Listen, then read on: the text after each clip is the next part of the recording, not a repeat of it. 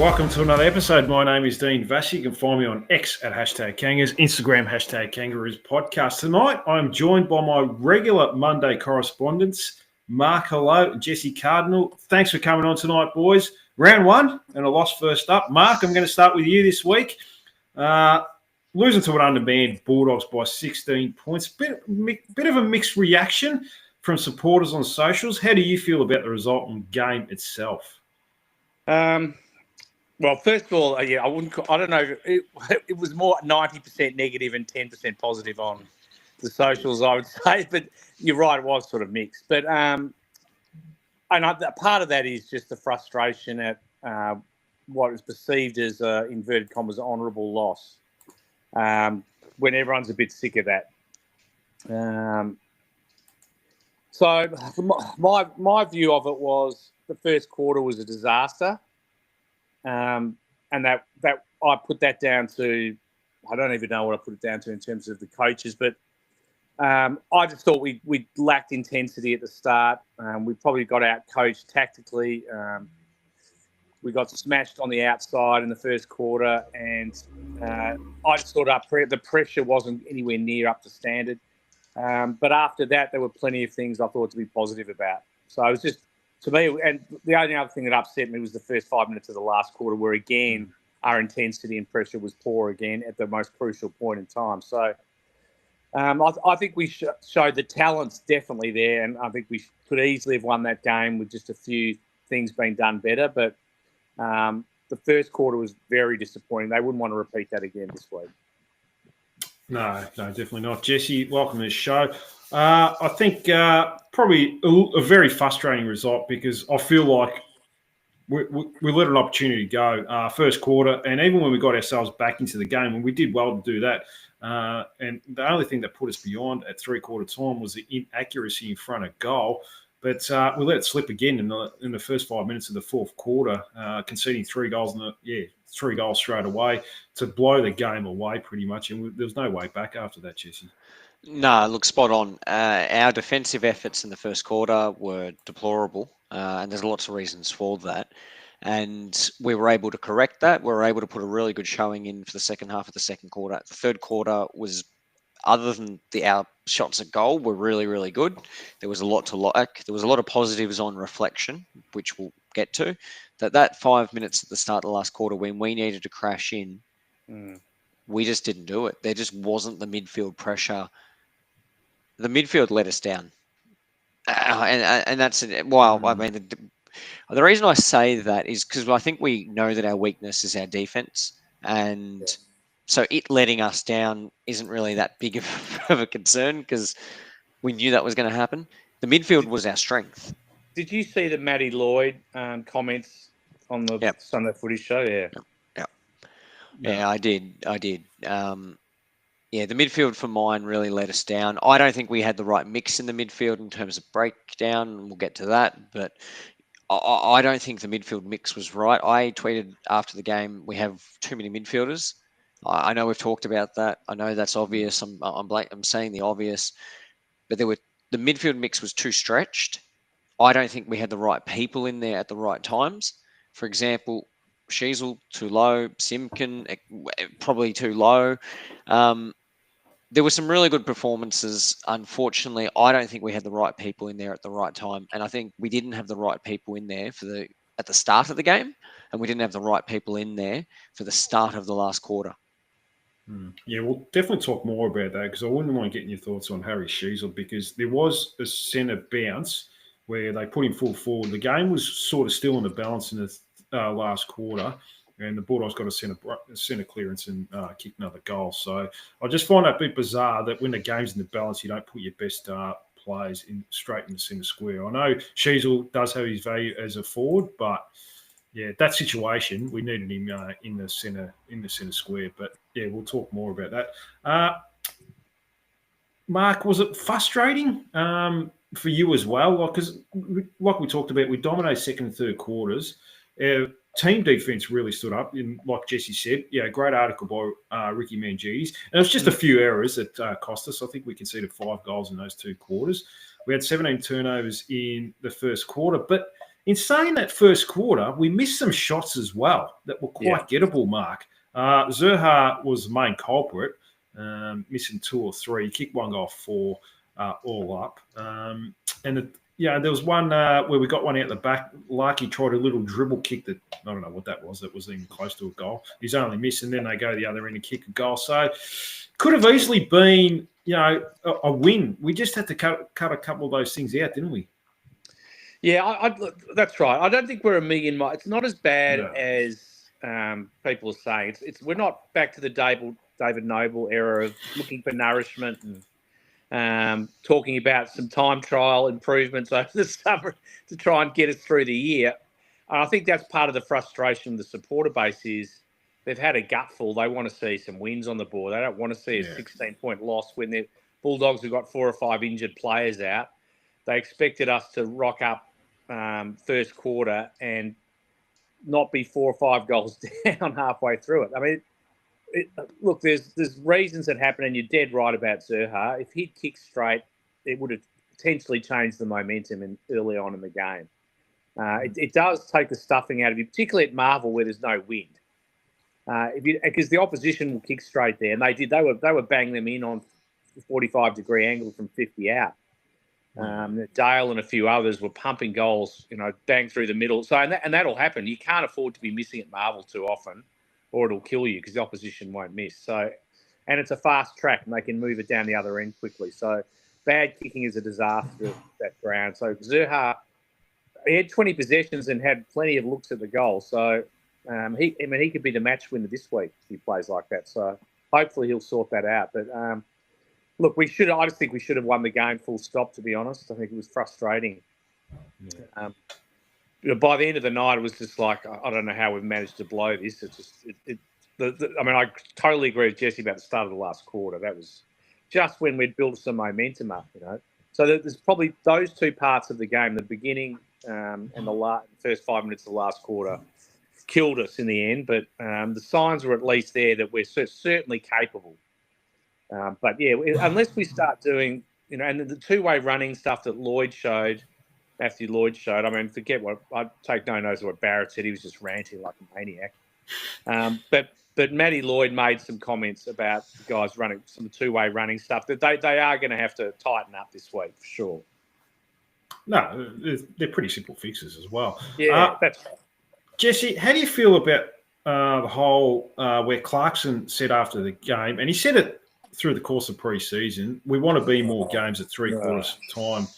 That seems to be the part real, Jesse. I'm a bit old-fashioned, rather see more wins than just being competitive more often and losing more games by 3 or 4 goals. How do you feel about that all? Let's just be more competitive, and if it means we don't win as many games, then so be it. Well, yeah, I found that comment weird around I'd rather us be competitive than almost win games. That was almost the sense I got. But after you can say that in the preseason in terms of those type of comments. We want to be more competitive, and we were definitely more competitive, sure. But that's not. We blew that, and he can't just. It almost came out like he was okay with it, with what had happened. Oh well, we're young. Yeah, that shit happens. Well, the Dogs were younger, were pretty much on par on age and less experienced than us. And that's just the truth of it. We can't be accepting that anymore. We just can't be accepting those performances. That doesn't mean he needs to come out and berate the players in the press conference, but he's got to come out and put a firm, what's not acceptable, what is acceptable, make sure he holds people to account. That did not happen. And sure, he probably is doing that privately as opposed to publicly. But sometimes you want to put players on notice to a degree in the public forum. You've got to give your supporters something. So, yeah, there was just too many performances that just weren't up there for mine. No, that's fair enough too. Inflatable Cactus came in and wanted you to go off at the captain there, Jesse, talking about who can't hit a target, unforgivable. But we'll talk more about him soon. I thought he actually had a pretty good game, to be honest with you. The back line, Mark, there was a debutant there in Finn O'Sullivan, showed good composure on the ball mark. I think he tried to pinpoint a pass there. Might have been third quarter that was a turnover. But other than that, he had 16 possessions, 4 scoring involvements, 4 intercepts. How did you see his debut? He looked very comfortable at this level. I think he's going to be a good player for us for a very long time. He's a ripper. He's tough. He's got a beautiful foot on him. He's a good penetrating kick. He's got speed. He can run all day. He's got a beautiful step. So there's not much not to like about him. You can understand why he was talked about as a potential number 1 pick. Although the number 1 pick certainly played well for Richmond Thursday night. But Finn O'Sullivan, we should be very happy to have got him. He's going to be, and he's flexible about where he can play. He'll be good on a wing. He'll be good at half forward. He's going to be good half back, and he'll be good when he goes into the middle eventually. And he's going to be a big and strong player in the centres too. So and he can take a grab. So I mean, for a kid playing his first game, you'd have to be happy. There's some others down the back line that weren't as good, but he was definitely strong in his first game. No, definitely. The back line in general, Jesse, outside of O'Sullivan and Caleb Daniel, they seem to lack composure under pressure.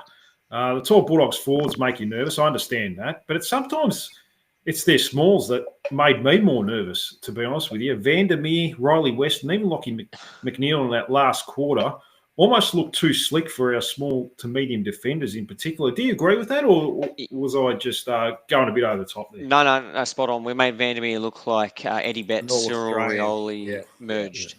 Yeah. It was absurd. I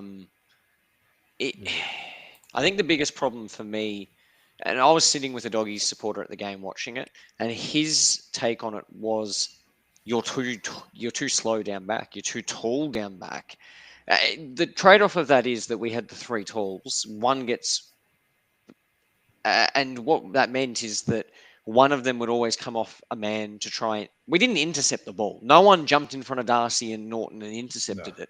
What they did was jump up and try and spoil it. And now Darcy is absurdly tall and Norton is very talented. So, yes, you need to go one man up to try and get the ball away from being marked, because one-on-one, they will beat any of our defenders one-on-one pretty easily, especially Darcy. If it's kicked on his head, he's way too tall. Yeah. So, but the problem was that then the spare tall would come off his man, do that, the ball would go to ground, a small or medium would just go, well, thank you very much, there's no one on me, and kick a goal. The other problem was that our medium to small defenders aren't quick. They're not quick. We know that they're not quick. You've got Archer, who I thought did some really good things, but he didn't really have anyone to play on, because he played on a rookie a fair bit, didn't he? Though. Yeah. So what you ended up having was a situation where you have, I think, we had Commonen on one of them. We have Norton on one. We had Logue on one of them, and then Caw's kind of playing on Riley West out of the goal square. It means that one of the talls is always. They only played 2 talls. The rest were all really short. So it meant one of our tall defenders had to play on a short, and it didn't really work. You would rather a more mobile medium. You'd rather like an Archer be playing on that player and then tell him to jump off his man and get in front. Someone with a little bit of height, doesn't need to be a tall, but someone who can. Someone who has a bit more pace, who can impact it. The back line was not aimed at beating them. So do you think, Jesse, then, that's an interesting point you raised. I like that. So if they'd played, if we'd played 2 talls and had Fisher down there, assuming he was fit, or someone like that, or a Hardiman, or someone with speed, do you think that would have made a difference? Yeah, I think it would have, because you would have put them to one of the smalls that was cutting us up, and then you would have put Archer to Matthew Kennedy or West, someone, or Ed Richards when he's playing down there. So you play him on the resting mid, and he's then able to come off and intercept. Another one would have been Bergman. The reason I say that, and he has a lot of flaws. I know a lot of people aren't a fan of him, but he's got a bit of height. So not super quick though. No, he's not super quick, but he has a bit of height. So he plays on, Kennedy. He's not quick. He plays on a slower, medium-sized player. He can come off and intercept, or he can come off and at least try and affect, the run of the player, try and spoil it. Having 3 talls against their 2 talls, it didn't work. We were too slow down there. And the problem is that the other 3 players down there aren't quick either. You got Caleb Daniel, who didn't have a great game. I'm not concerned about that at all because we saw what he can do in the preseason. Didn't have a good game. It's against his old side. It was bloody hot. He was probably nervous. I'm writing that off in terms of his kicking, but he's not quick. So then you're looking at Luke McDonald, Tucker when he came on, O'Sullivan. None of them are quick. And then obviously Archer. And Archer, again, not quick. So we're still lacking a small defensive backman. The backman, the mix wasn't right. It just wasn't right. And the cattle we had down there weren't right. You know, at the game, me watching it, it was an interesting one. I was watching it, and I actually thought Luke McDonald had some good moments. This is me watching the game. I thought he did some really good intercepts. He did some things really well. I didn't hate his game as much as a lot of people did, but I did come out. But then when I got home, looked at a lot more of the stats, was able to see some of the 50 he gave away, some of the really easy free kicks that you don't notice as much when you're at the ground.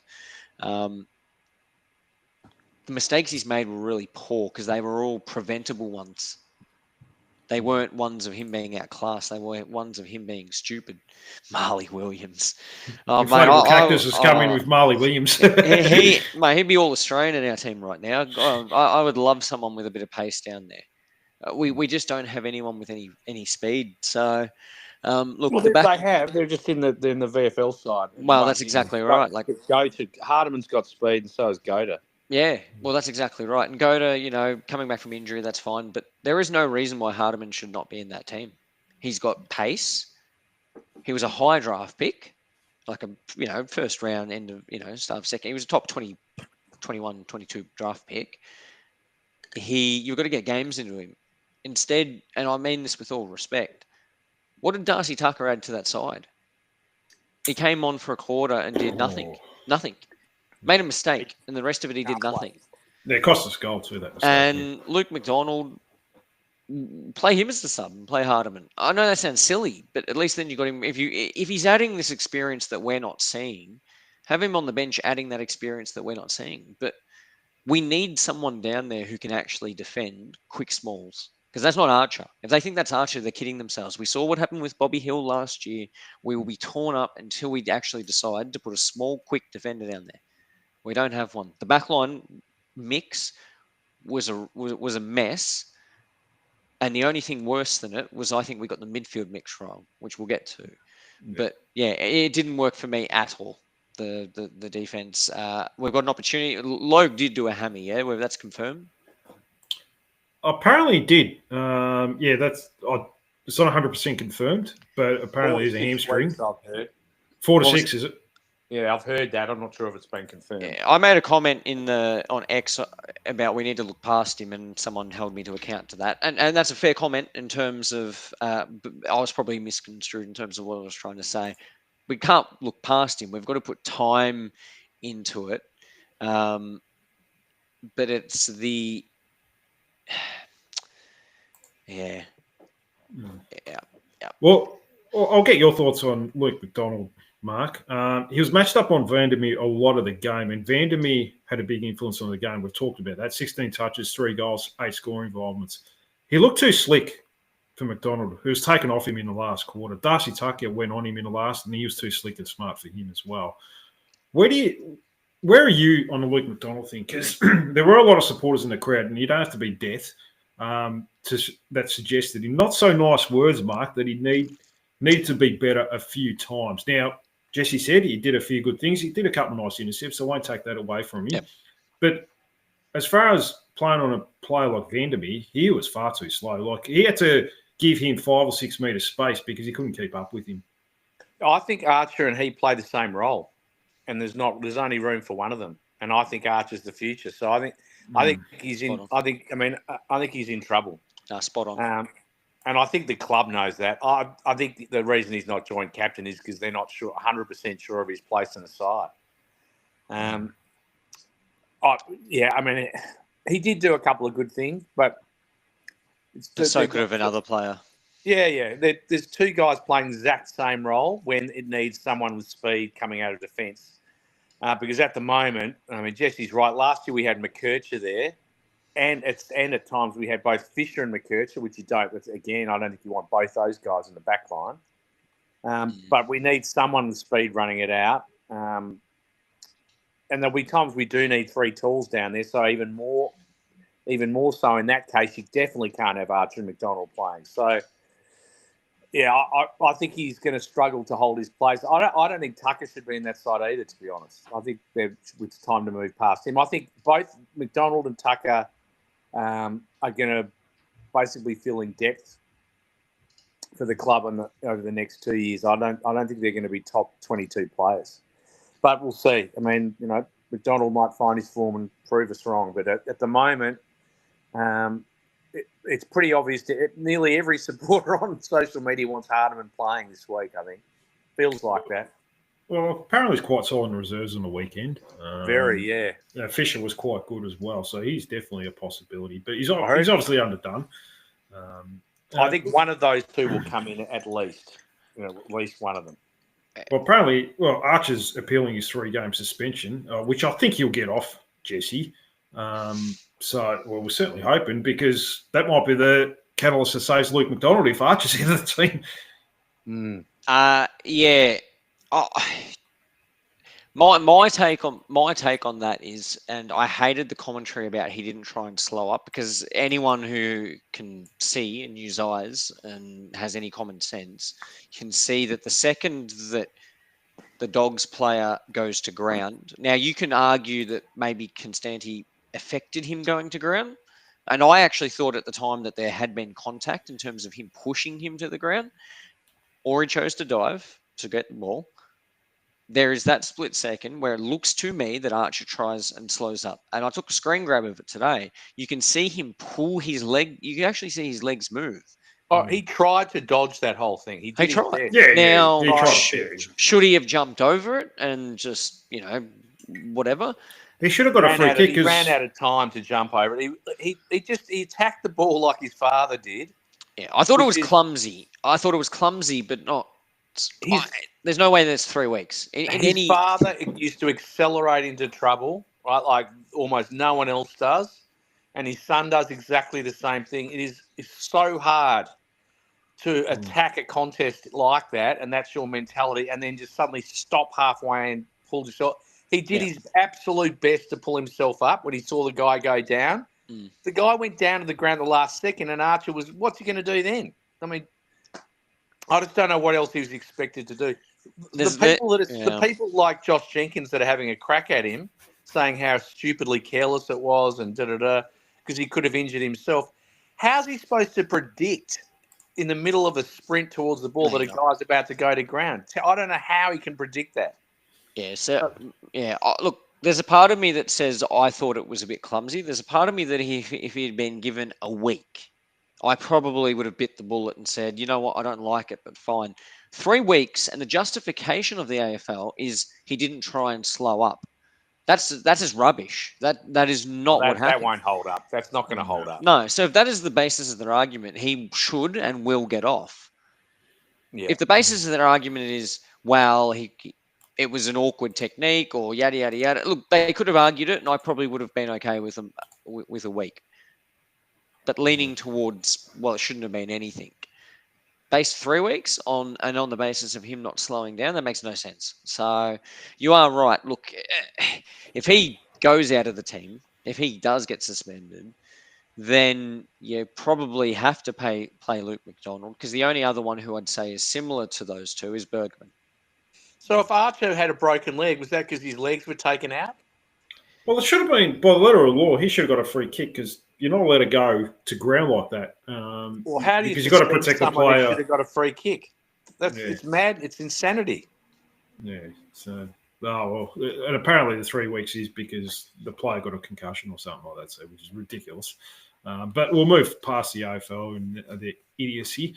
We'll move to the midfield. How did you see the midfield battle, Mark? More clearances, the Bulldogs. I'll get your thoughts in a second, Jesse. But I don't think we dominated there as much as we should have, because they were undermanned a little bit there, Mark. How did you see that battle? well, winning the ball wasn't the issue. It's what happened after we won it. Mm. It was just a throw it on the boot. Too many throw it on the boot kicks out of as clearances. So they weren't meaningful wins. The clearances, unfortunately, if anything, they just turned it over. It sort of was almost playing into their hands. So, I mean, Jesse will have a view on the actual midfield mix itself. I didn't look at that closely, I'll be honest. But my concern was we winning the ball and then not doing anything of value. Wasn't getting to the outside. So ideally, what we want to do is win the ball on the inside and then get it to a McKercher or a Finn O'Sullivan on the outside to have some decent delivery into the forwards. That didn't happen enough. Yeah, Clarkson even mentioned that in the post-match press that the Bulldogs, once they got on the inside, they were able to run and spread a lot better than we were. And they were just as young, but he keeps talking about the system, how their system was much better. Well, this goes back to your comment, Dean, about Clarkson coming on and talking about I don't think it's a good message to say to his players, while we stayed in the game longer, we're still in it with 10 minutes to go. That's a win. I mean, they are way past that point now with the talent they've got on their list to be saying it's good they're staying in games. If we're staying in games but not winning them, because structurally we're making mistakes in the coach's box, the supporters aren't going to keep copying that. I think he should stop saying those sorts of comments. I think he needs to talk about what we need to do to win. That's what supporters want to hear. They don't want to hear that we stayed in the game. They want to hear this is what we got wrong. We're going to get better at this. We're going to work hard on this during the week. We're going to review this on Monday. Those are the things I'm not happy about. Neither are the players. Don't worry, we'll sort that out and we'll get better for it. Just talking about we know where we're at type stuff again this year is not going to wash. I know he's just trying to calm everything down and he doesn't want to give away too much when he's in a press conference. But I think he's going too far with it now. I think he needs to be a bit more honest in that situation because otherwise it's going to create frustration. They're trying to sign members up at this time of the year. So, and that's the problem. Yeah. So he needs to say, no, we should have won that game. We know why we lost. These are the two or three things we're going to improve that we let ourselves down tonight. Guys know that. We're going to be better defensively. When we start the games, we need to match them and da-da-da. We've got enough talent to win these sort of games. I'd rather hear him talk like that. Doesn't have to go ballistic and start saying the heads are going to roll or anything silly. But let's not just say we're happy because we stayed in the game. And that's just, that was 4 years ago. We don't need to go back to that again. Yeah, the bar seems to be pretty low as far as expectations within the club at the moment, but we'll talk more about that. Jesse, we'll get back to the midfield. Were you surprised by the CBAs? And Luke Parker had the second most of the team with 19. Really? Yeah. He was good. Look, he was okay. Like, he wasn't great. It wasn't Luke Parker of 4 or 5 years ago. I think he had 21 touches. But I didn't think we needed him that much, did we? How many did Will Phillips have? Phillips went at 33. He had 33% of the total CBAs. 11 CBAs, which is, 11, yeah. So, that's my next question for you, Mark. I'll talk about Will Phillips. But, were you a bit surprised? What's the thinking there, getting Luke Parker in there? I mean... And they did it at the start of the game and at the start of the last quarter. I'm pretty sure the last quarter one. If I'm wrong on that one. Yep. And I don't think it worked either or. Look, before we joined the air, I said that I wasn't happy with the midfield split. I know I've mentioned it a couple of times during this. If you look at it, so we had LDU got 73%, Parker 58, Power 55, Sheasel 52, Phillips 33, Simpkin 30. So we had 6 players, not including Darling or Sherry in that because of Ruckman.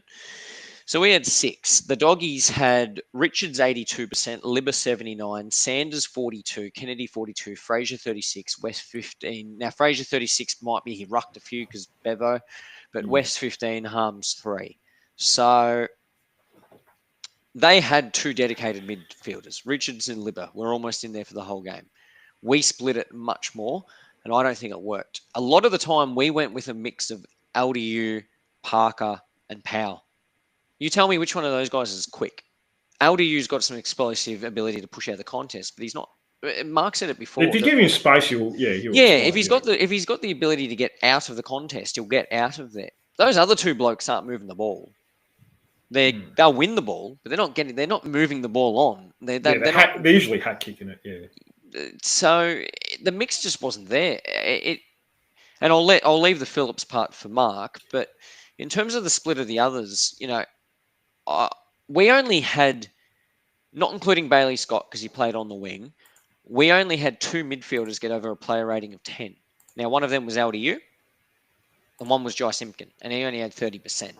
And that's why, and I know there was a comment about Jai and his kicking. 100% agree, kicking needs to improve. The only reason I'm giving him a bit of a gold star this week, and I'm not going to be in the popular on this, is purely because he gets 30% game time. I thought he was the one who dragged us back in the second quarter. Yeah. The biggest stat for me was the post clearance contested possession. So effectively, you have a clearance. Once that happens, who is getting the hard ball? So I'll give you one. Latham Vandermeer had 10. Aaron Norton had 9. So that means the ball in their forward 50, those guys are crashing in to try and win the hard ball.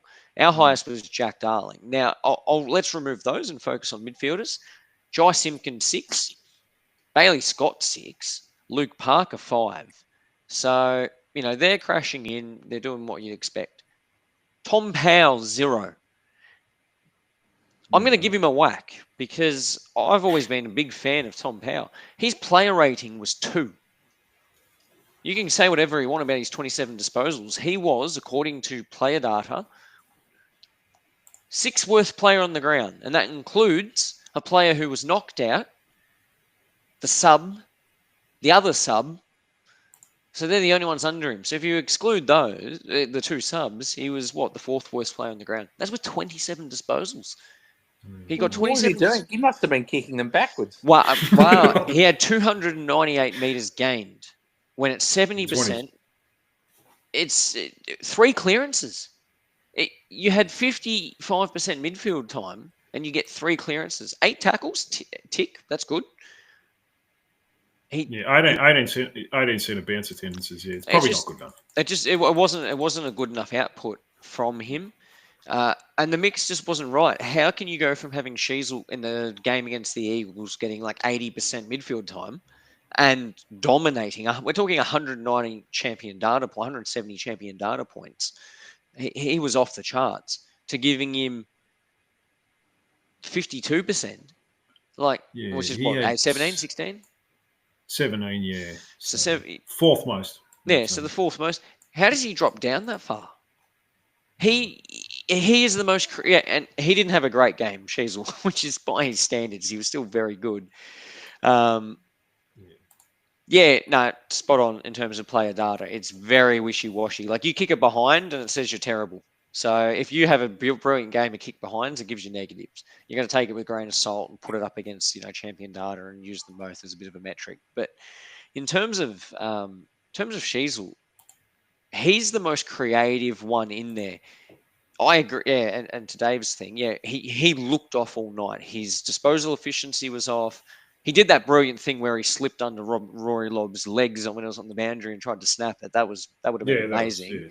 That was him and he did some things that were very experienced, but he made a lot of mistakes. He gets an out because he's Harry Sheasel, and I'm not going to take him to account at all. But LDU did some really, really nice things. That kick to Paul Curtis in the last quarter was incredible, but defensively didn't do enough for me. Powell did not do enough for me defensively. Laid tackles, that's great. That's one part of being defensive, but didn't apply pressure. And you're right, the ball got to the outside. Mark is right. That midfield mix they went with was too much of 3 of the same type of player. There was no ability to have a player to spread. Richards, quick player, can win the ball, but he can get the ball out of there quickly. When Fraser was playing around there, their half-backs were coming into the contest. They were able to run it out. Their ability to spread was just far better than ours. We're going too single-paced in the midfield. When Cherry can get a tap down to one of them and they're not tackled, we look good. But the second they're tackled, or he doesn't win or it goes to one of their players, we're done. It's getting out of there. Yeah, you see that first goal in the last quarter. It was just far too easy. I think it was Freya that kicked that, wasn't it? Freya just walked the ball out. It was probably for me. I tweeted afterwards. There's one too many midfielders there, and I'll let again Mark focus on Phillips because he did some good stuff. But there's one too many midfielders there, and Yeah, in there my is, yeah. mind, Parker should not be getting the second most centre round attendances. That makes no sense. He should be getting less than Simpkin. So how Simpkin? He should only be getting 4 or 5 at this stage. yeah. If that, 100%. Yeah, give him 2 or 3 a quarter. If something goes very wrong, like the first quarter, chuck him We in there. missed Wardlaw's explosiveness already. It didn't Well, take long. because he can win the contest, and then he savages the players around him in terms of he'll attack the man and he'll We're burst missing out. it badly. Yeah. So for mine, a midfielder needs to come out of there. I mean, where Wardlaw comes back, you can't add him to the mix. You need to remove one of them, another one. Work out who they are. well, we just put him in the forward pockets. Yeah, the one that was. Well, that's put Sheasel and the LDU up the full forward. well, that's the forward thing. Yeah, like if you look at We've got 2 small forwards, so we can't fit them all. well, that's the problem, Mark. If you look at time on ground, and those 2 players, by the way, were ranked in our top 5 best players on the ground. They were excellent. Constanti got 67% game time, and Hanson Jr. 70. So that says they're not getting a lot of game time because the midfielders are taking all their bloody spots up forward. Well, Hanson played a lot of the game on the wing too. You probably would know. They ended up. I didn't. So I wondered why he was so high. So he was actually on the wing. Yeah, they majority of the game is on the wing. Most of the game he rotated. So you had McKercher on there for a fair chunk. He got very tired. So then Hanson Jr. was actually the one who was exchanging with him. Well, I liked his game. Well, he went at 93% disposal efficiency. Yeah, so when he got it, he was actually very good. Yeah, you want it in his hands because he doesn't miss with his kicking. He's low as his eyes. Yeah. Well, probably my point there is around their forward time in terms of Hanson Jr. and Constanti. That is being impacted by having too many midfielders, and they're not doing enough forward. How many of the midfielders kicked a goal? I mean. Well, it's not helping Phillips either. When we're going to talk about Phillips, but it's not helping. This whole setup's not helping. It's just destroying his confidence again for the umpteenth time. Well, I mean, look, LDU kicked 2 goals. That's great. We want him to add forward craft to his game. So that's good. He kicked 2 goals. Simpkin kicked 1 goal and 1 behind. So I'll give him a tick. Bailey Scott kicked a goal. That was because of Costanti passing it to him. Yep. But what other midfielders kicked goals? Sheasel missed 2. I'll give him that. Sheasel missed 2. What stage was Phillips subbed out? Was it during the third quarter? It was about halfway through the third quarter. Yeah. I think it was... Or maybe 10 minutes, 10 minutes left. He's getting subbed out. He's not getting a lot of centre bounce clearances. He's not getting a huge amount of game time even when he is in, before he gets subbed out. What's the point for him? Either play him properly as a midfielder, or let him play in the VFL and dominate there and get his confidence up there. I mean, I don't know. They've given him another 12 months, but they're not doing him any favours at all. And you got Wardlaw about to come back.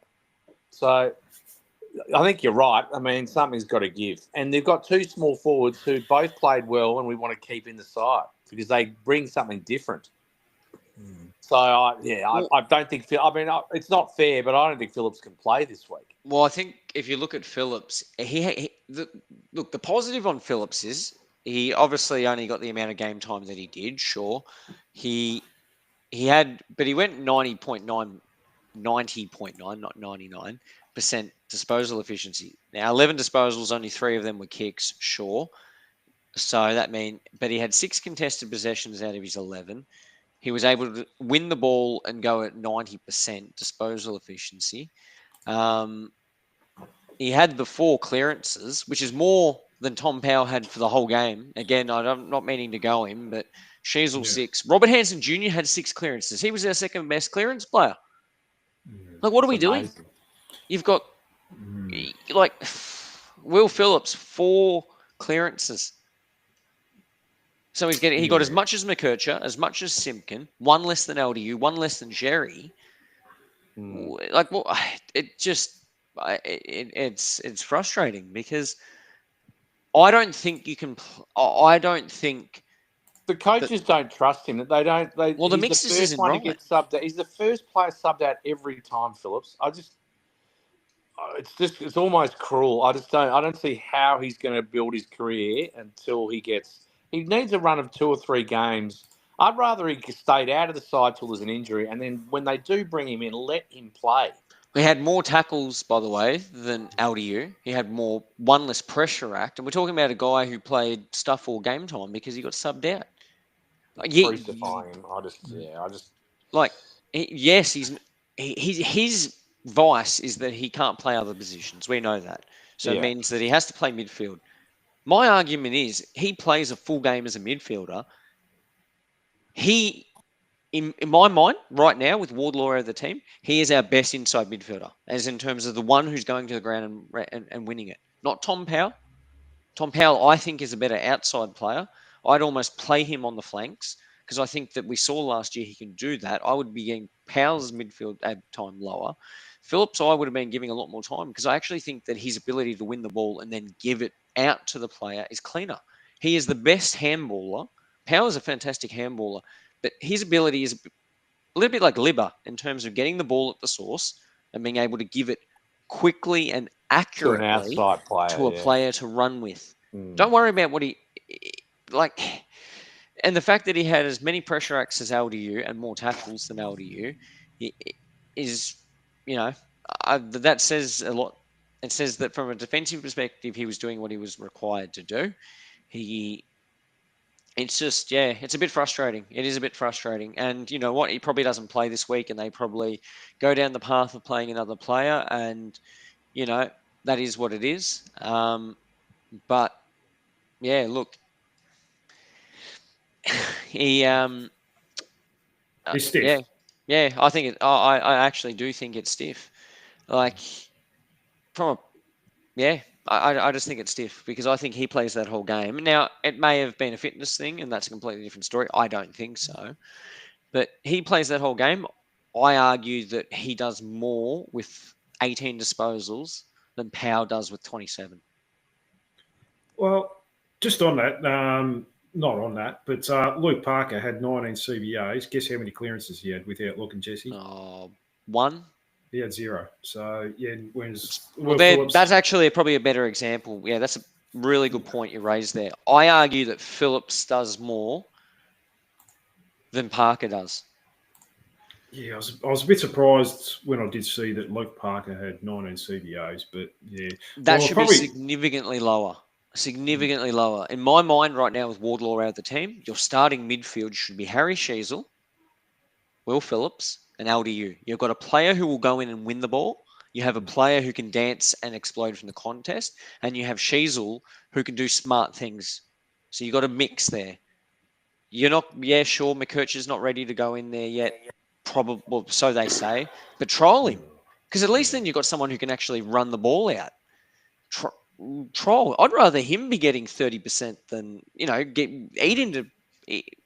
Yes, that's adding another player to the mix, but if you look at the Doggies, they gave West 15%. They give Harms 3%. There's nothing wrong with having a lot of people in the mix for bits and pieces to see what they can do. But a lot of the same is not good. And it doesn't work when you've got that mix. For mine, the best starting midfielder right now is a Phillips or a Wardlaw to win the ball and an LDU or a Sheasel to do something with it. Well, that's the great thing about Wardlaw. He can do it both. He can get it and he can explode out of it as well, which is why they miss him so badly. Yeah, and if you want to argue that when Wardlaw's back, Phillips shouldn't have a spot, I'm very open to that conversation, 100%. But in my mind, that makes the most sense. Powell should be coming in when LDU is not in there, not in exchange for Phillips, because he's not winning that ball in the same regard. Maybe they'll move Powell to the back line. Well, yeah, Dave just came in before, sort of said better off a halfback flank like last season. He did well in a few games last year. He can win the ball, and he comes into the contest. When he comes into the contest from the outside, he does really smart things with it. When he wins the ball on the inside, not so much. I actually think he would be more. I'd rather him at a halfback than Luke McDonald. Yeah. Or Darcy Tucker. That's not hard. We've gone probably past Will Phillips, so I'll give you LDU, Mark. A little frustrating because he only had the 20 touches and was involved in his 8 scoring involvements, kicked 2 goals as well. But if he got 26 to 27 touches like he normally gets, we might be talking about a different result as well. Yeah, he was sort of an almost game, wasn't it? Yeah. It's just he looked like he was going to explode, but then kicked a few great goals. He did some great things. I mean, look, I don't know.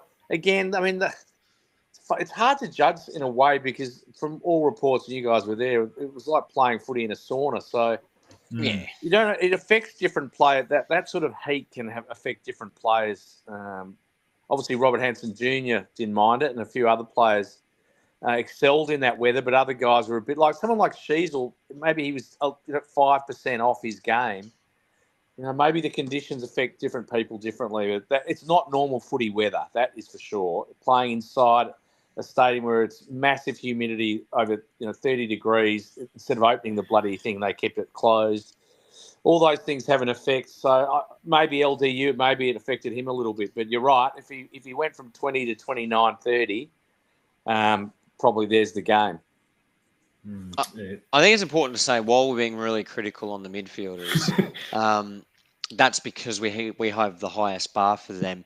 That's exactly right. I'm very confident that they'll come out this week as a midfield group and be more what we're expecting from them. They were by no means a disgrace, our midfield group. No, of course not. We're just holding them to a higher count because they should have beaten the Dogs midfield.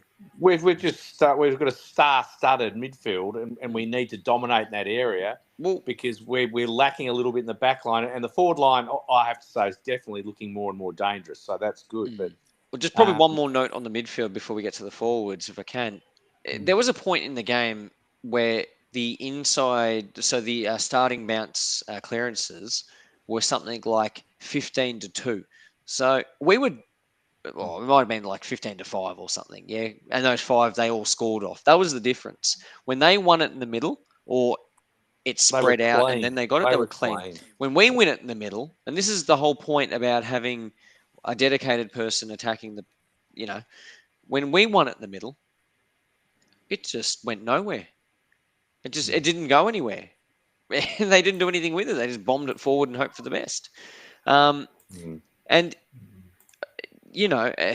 when Ed Richards was off the chain and just doing whatever he wanted in the midfield, there was an opportunity there to give Phillips a bit of a role. We know that, he's done it in the past. I saw him go in there. I thought, here we go. He's going to tag. No, he went to someone else. We didn't even bother trying to stop them.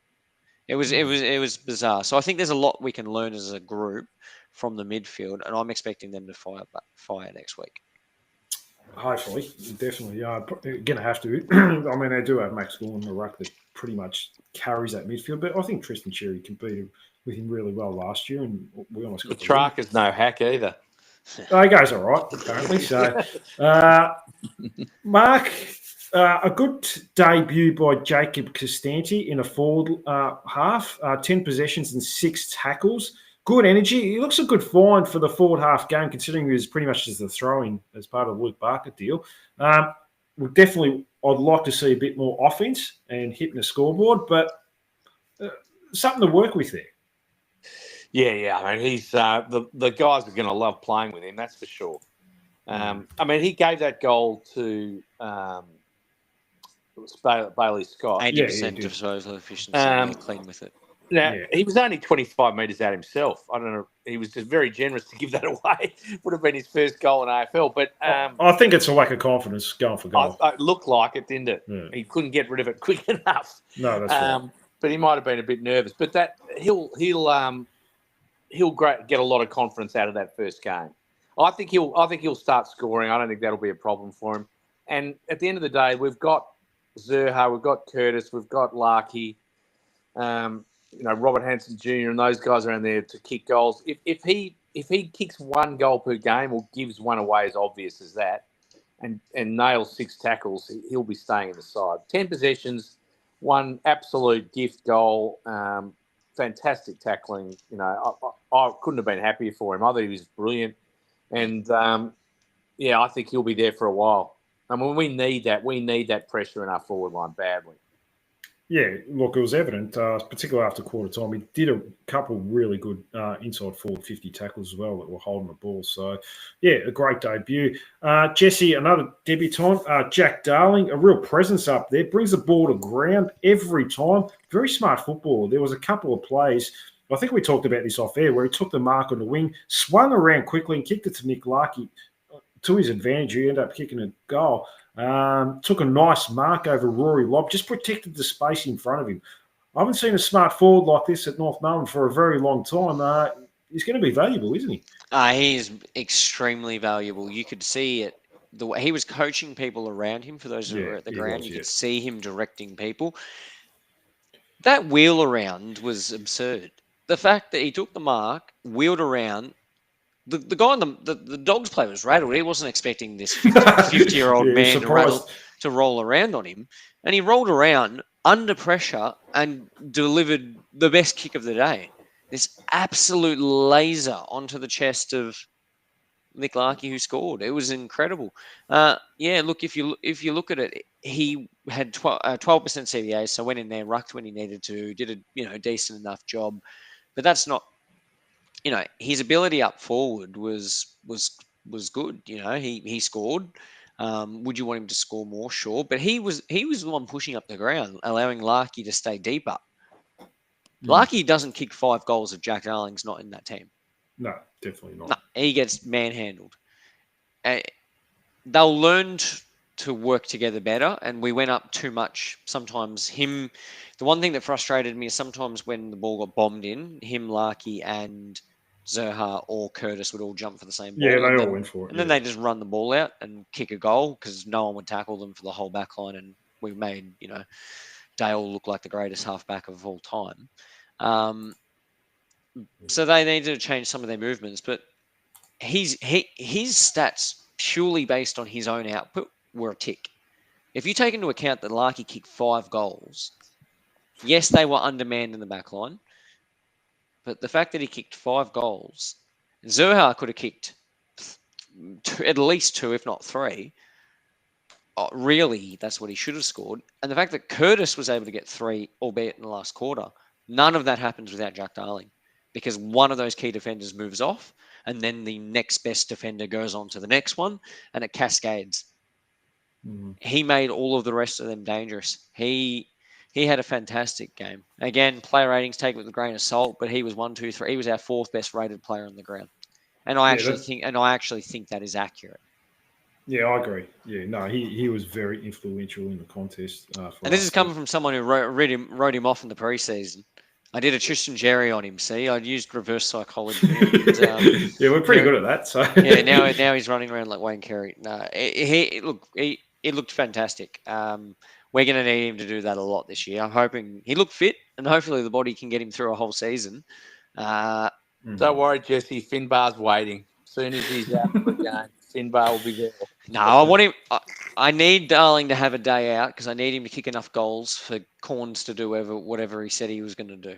So, because Corns will do it. He's that type of person that if he's made a promise, he'll do it. I'll give him that. So I think all he said is he'd run a bloody triple tan or something, didn't he? Yeah, I think he said I don't know. Maybe he said he'd do it naked or something. I don't know. Yeah, he's looking ripped. He's looking jacked. Yeah, well, he's always looked jacked. Yeah, but now he's looking really jacked. His shirt's been off during the pre-season. That's true.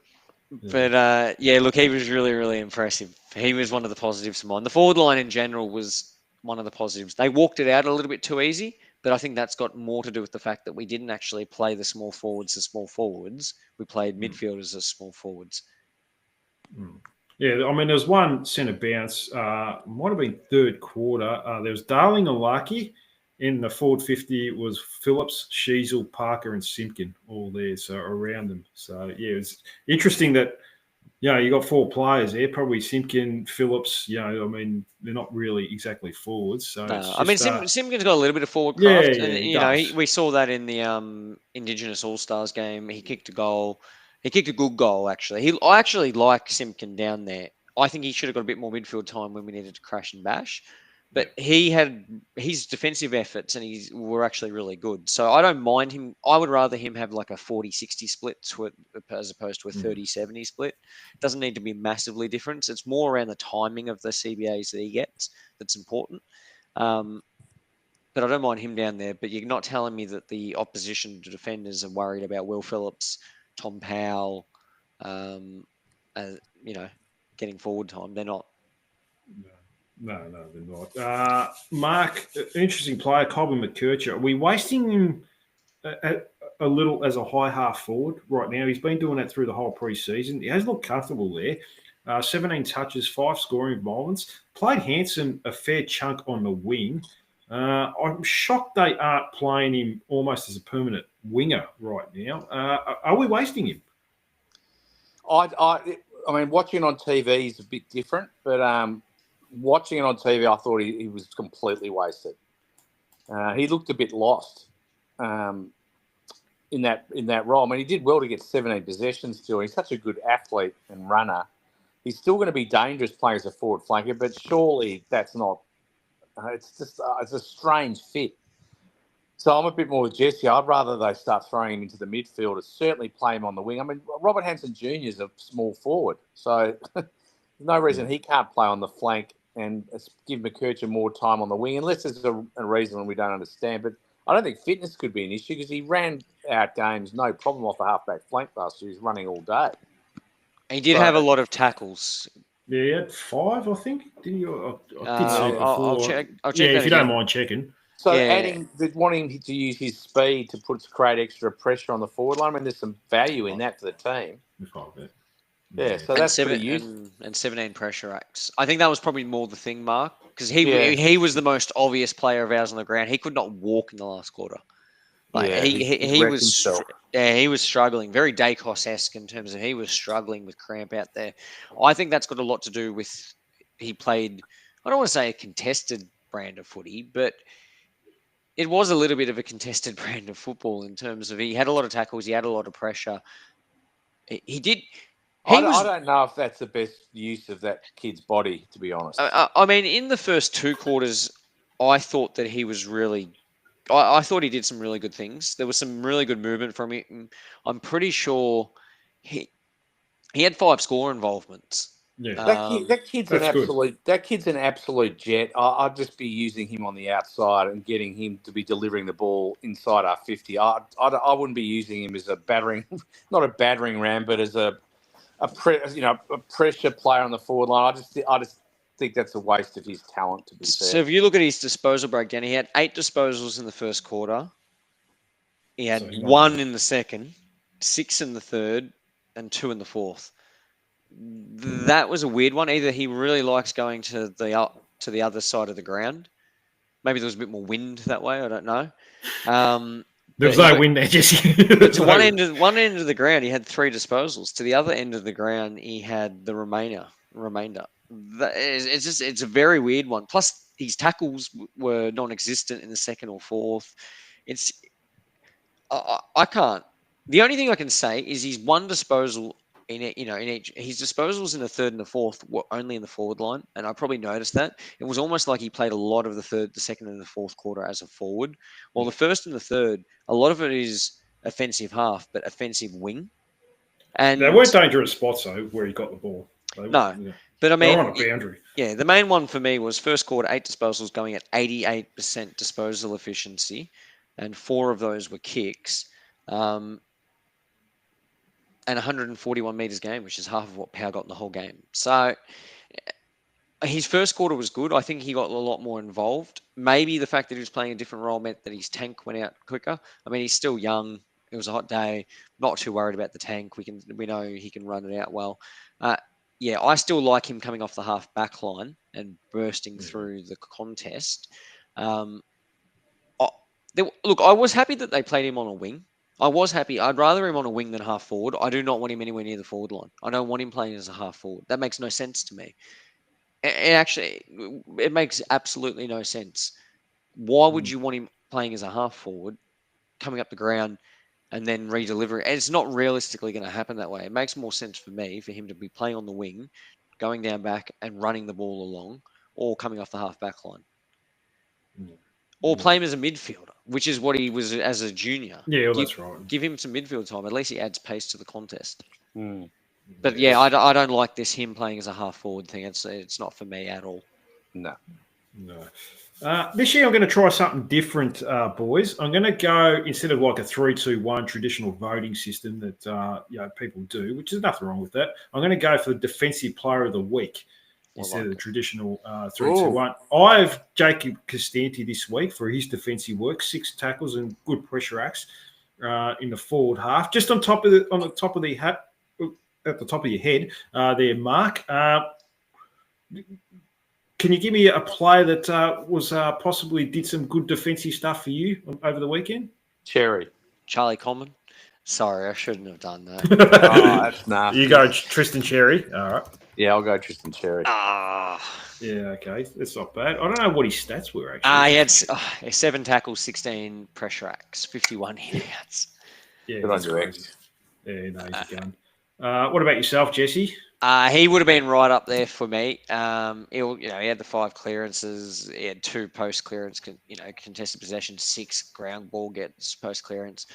Defensively, he's a monster. My mate who was sitting there, Dogs fan, he was so impressed with him. Just his ability to run out the game, but his ability to he just falls on the players. He goes, screw this, it's not coming out. If the ball gets in there, he wins it on his own.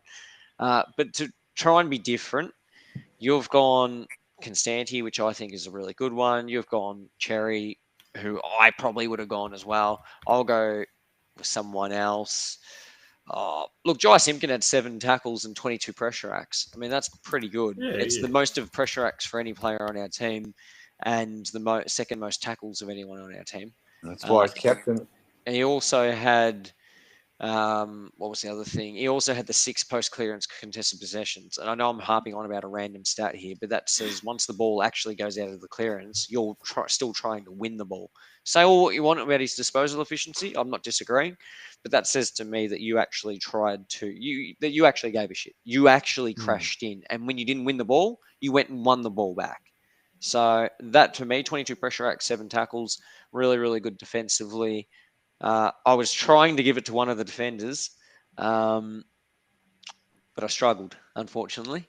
If I was going to name one of the defenders, who do you think was the best of our defenders this week? Best of the tall ones? Oh, just any of them. Best defender. Sullivan. Caleb Daniel, probably still. And he was average at best. Coleman did okay. Like Darcy only kicked 1 goal. Logue still makes me nervous every time he gets a ball. He's prone to an error. I thought Core was the best. Yeah, Core was out of Comden, Logan, and that's just my take. Because Comden, but he was on Norton a lot, who had big influence. Mate, again, this might be a TV thing, but I couldn't understand all the hate for Comben from people that were at the game. So it must have looked different at the game than on TV.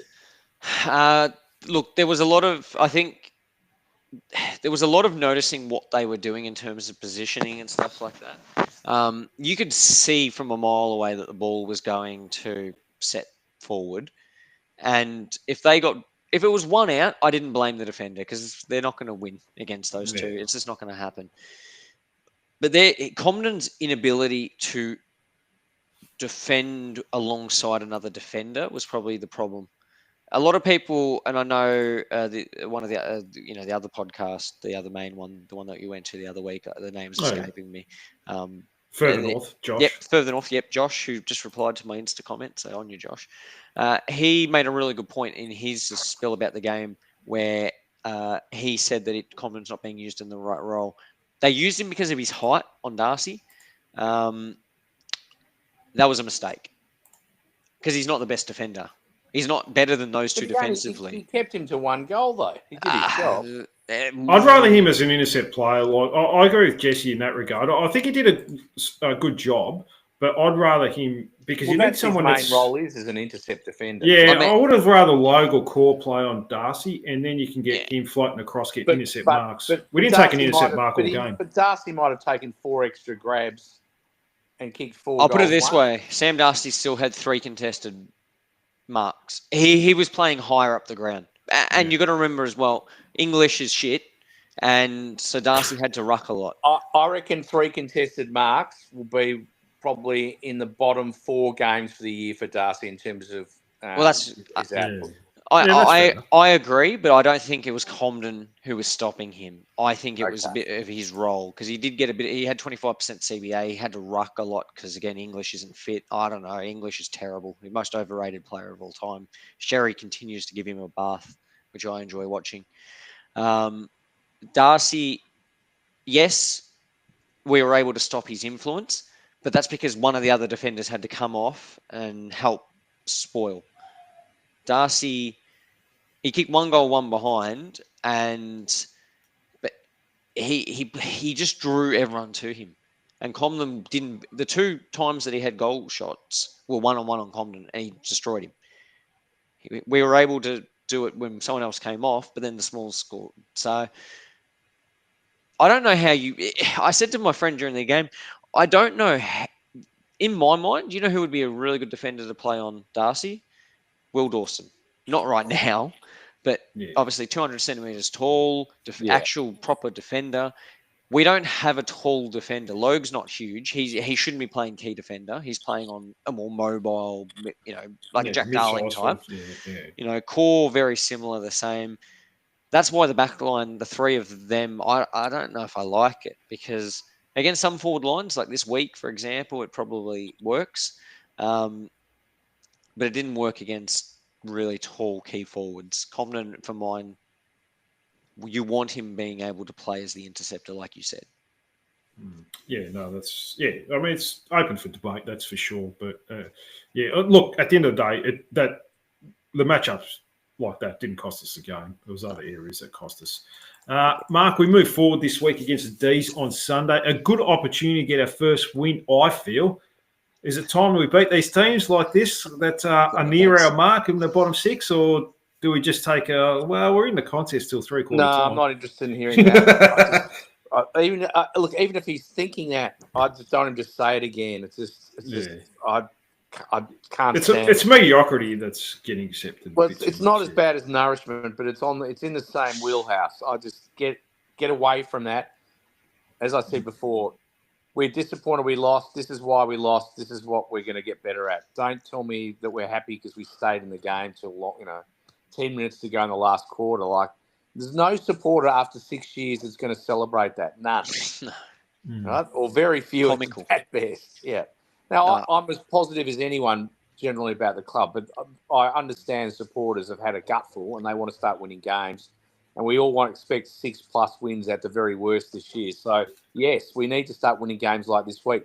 Melbourne's away from the MCG. They've had a brutal game against GWS. In the wet. We've got an extra day's break. They've got to come and play on a hard, fast track, which doesn't really suit Melbourne, although they've got a lot of young players that are a lot quicker now. So they've got some good youth in there. So it's a little bit different. But we should give ourselves every chance. They haven't got a fantastic forward setup in terms of tools anyway. They're pretty strong down back, but they're probably going to be missing Stephen May potentially. So the signs are that he won't play. So if we're going to, I'd give ourselves a 50-50 chance of winning this week. Yeah, no, I'll probably even go 60-40, to be honest with you. I'm actually confident this week. I've tipped us. I've tipped us. That's probably optimistic. I've tipped us. It's interesting. I know you made a comment just then about bottom 6 teams. I don't know if Melbourne are a bottom 6 team because they really came out to fight GWS. And after the last couple of weeks of GWS, I actually am a lot more impressed with GWS and where they're at. Oh, I reckon they're a massive chance. They smacked Collingwood, and Collingwood decimated Port Adelaide. Now, you can say, all of that happens every so often, yada, yada. But I don't actually think Collingwood were terrible last week. I just think they weren't as good as GWS. So the fact that they only just got over Melbourne, I think Melbourne's actually a lot better team than we're probably looking into it because they've still got solid core. You've got Tom McDonald, you've got Jake Lever. They could play finals. They could play finals for sure. They're aging. They are aging.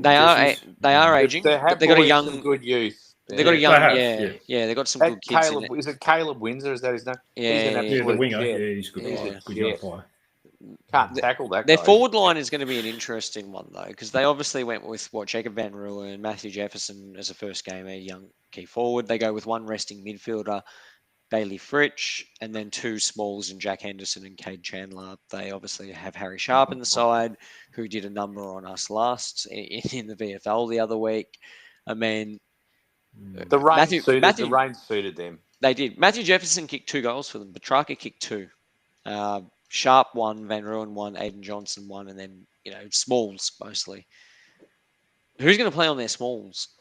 Pickett's not back, yeah? Pickett's still suspended. As far as I know, he's Thank suspended for the first 2 weeks. Oh, thank God. Oh, what a bonus! Oh, he I kicked thought 10 on was us this playing. week. Oh, I'd I'm put just him going down. on the to. If he's playing, tell me now, and I'm going to put him down for 6 goals. I'll put it down on a bet right now. Yeah, No, we should be able to give a good account of ourselves this week with him out. No, yeah, if with him out, yeah, absolutely, we should. Yeah. I We think it's a chance for Zerha to really tear a game apart this week. Yeah, I agree. He and Curtis should have a big games, I reckon. Because the one thing about Melbourne is they don't have a lot of pace in the midfield. If bit similar to May's out, that's a big problem for them. I mean, he's an unbelievably good defender. Yeah, I think the wet helped them. You are right. It negates. But GWS is also still, they had Cornelio kick 3, Toby Guerin kick 3, and then he went into the midfield and got 30 disposal. I'm sure Tom Green didn't mind the wet conditions. No. Oh, he's a different level of footballer. But you are right. It did negate the tools for GWS, albeit Keith kicking a goal pretty much on the siren. But it did negate them. So on a dry, ground, the weather's not going to be 30 again, as far as I'm aware, this weekend. I hope not, because I've got a concert afterwards. So that would be bad. There we go. What is it? 21. So it'll be nice and cool. Nice 20 weather, degrees. Yeah.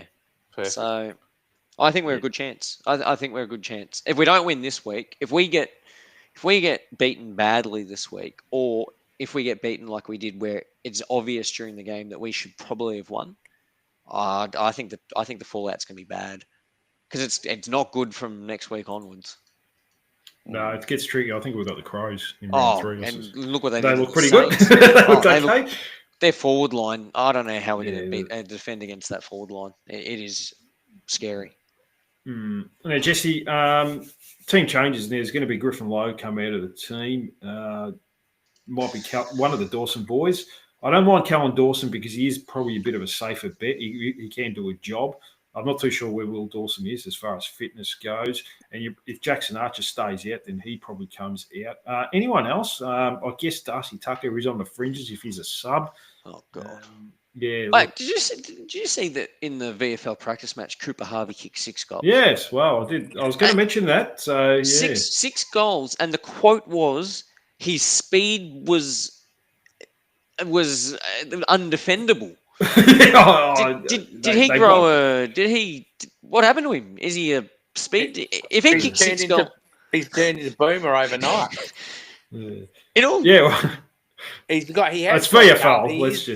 He is a talented player. There is no doubt he's a talented player. If he kicks 6 goals, I'd love to see the stats from that game. I would just love to see the stats from that game. He will be getting a game in the ones if he keeps that up. If he does that 2 or 3 weeks in a row, they'll have to play him. Oh, well, you'd play him absolutely over, it would put pressure I on. heard Finbar was good. I heard Hardiman was good. I heard Whitlock was good.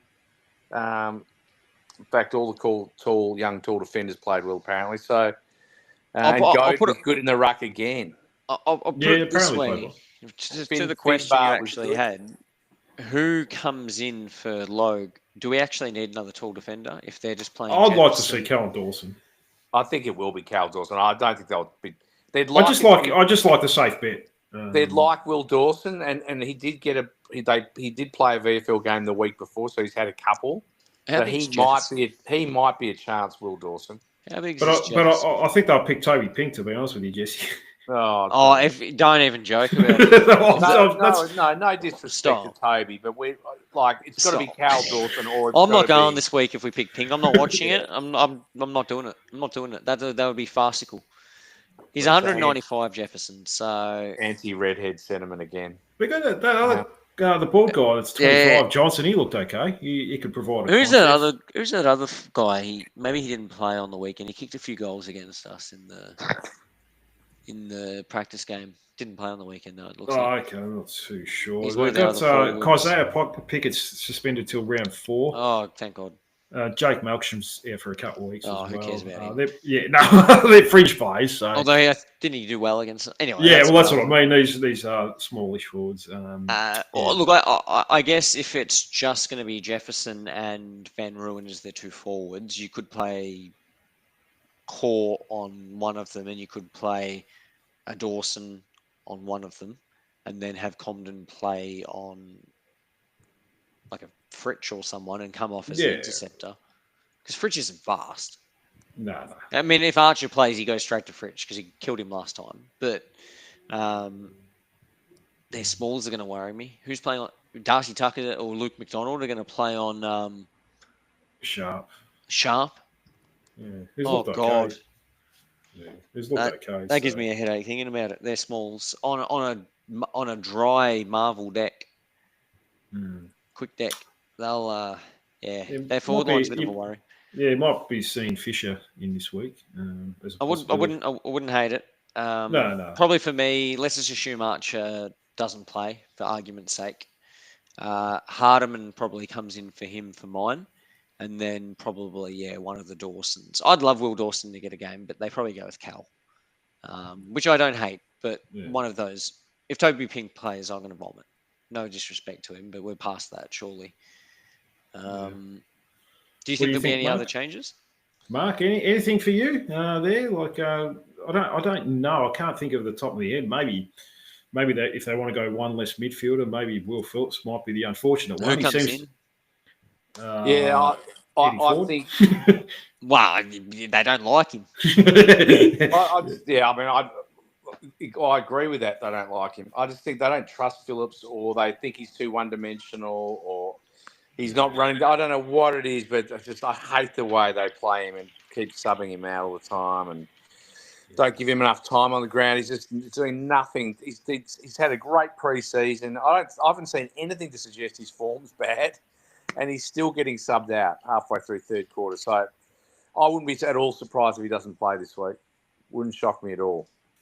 I mean, they're probably a few players, like a couple of injury suspensions, and you've probably got one or two that are on the fringes, like a Tucker and Will Phillips, but that's probably about it. But generally speaking, they will still go with veterans early in the season.